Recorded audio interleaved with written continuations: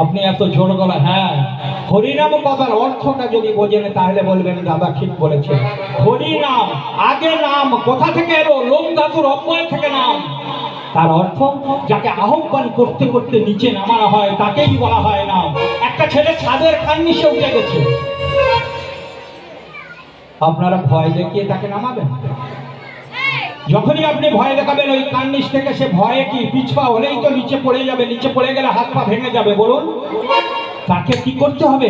বাবা আয়, তোকে লজেন্স দেবো, বিস্কুট দেবো, দেখ তোর জন্য কত বড় ক্যাডবেরি এনেছি, আয় বাবা আয় আয়, তোকে এইগুলো দেবো। তাকে আস্তে আস্তে করে ভালোবেসে করে তাকে নিচে নামাতে হবে। হরি কথার অর্থ কোথা থেকে হলো? হরি হরণাত্মক শব্দের স্ত্রী ধাতুর প্রত্যয় হরি, তার অর্থ হচ্ছে মন। এই মনকে ঊর্ধ্বগামী মন, অহংকারী মনকে নিচে নামানোকেই বলা হয় হরি নাম। হরি বল, হরি বল, হরি বল। সেই জন্য দেখবেন বাবা সমস্ত উৎসব অনুষ্ঠানে কি হয়, একটা ব্যারিকেড করা হয়, দেখবেন বাঁশ দিয়ে ব্যারিকেড করা হয় না? একদিকে মহিলা একদিকে পুরুষ করা হয়, তো হরিনামের আসরে করা হয়।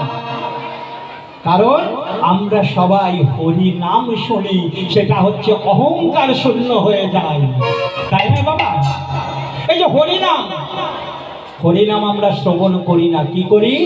কীর্তন শ্রবণ করতে এসেছি। কীর্তন কি? ভগবানের কৃত যে লীলা স্বরূপ ভাবে যেগুলো প্রকাশ হয়েছে সেটাই কীর্তন, তাই না বাবা?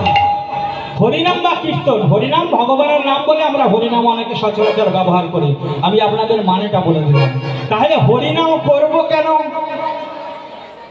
হরিনাম করলে কি হয়? কেন বাবা? মাতৃগর্ভে কথা দিয়েছিলাম। কবে কবে?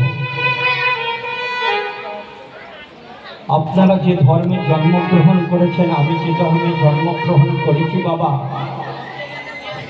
এটা পরম সৌভাগ্য ছাড়া এই ধর্মে জন্মগ্রহণ করা যায় না। কেন?